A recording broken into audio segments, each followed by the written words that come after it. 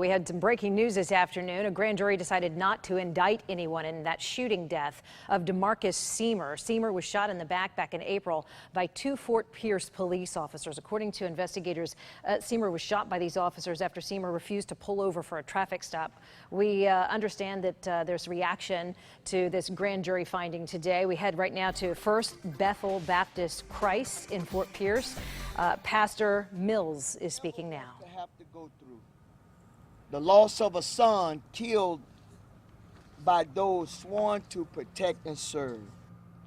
DeMarcus Semer was a good kid, a graduate of Fort Pierce Central High School, working and employed by St. Lucie County.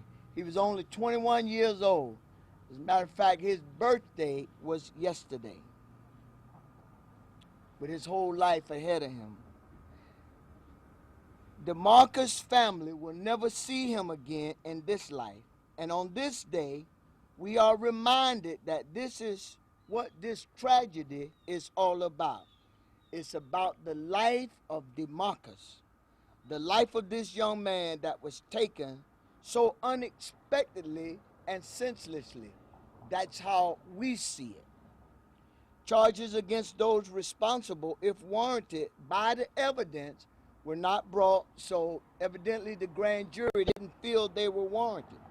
The community was asked to wait patiently and peacefully for information from law enforcement about what happened that night, and the community has done so.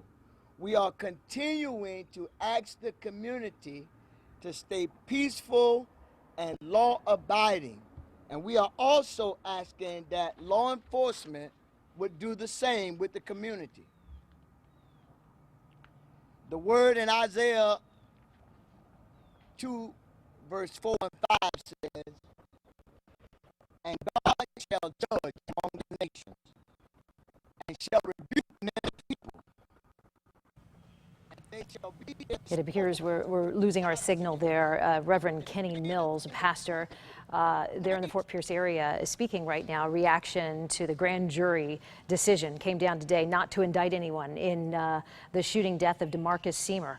Semer, as you know, as I mentioned a moment ago, shot in the back in April by two Fort Pierce police officers. According to investigators, Semer was shot by these officers after Semer had refused to pull over during a traffic stop. We did get a statement today. St. Lucie County Sheriff Ken Mascara said the following in this statement: "Today, our nation's legal system fulfilled its role in society." If we could go to that statement, I believe we have it.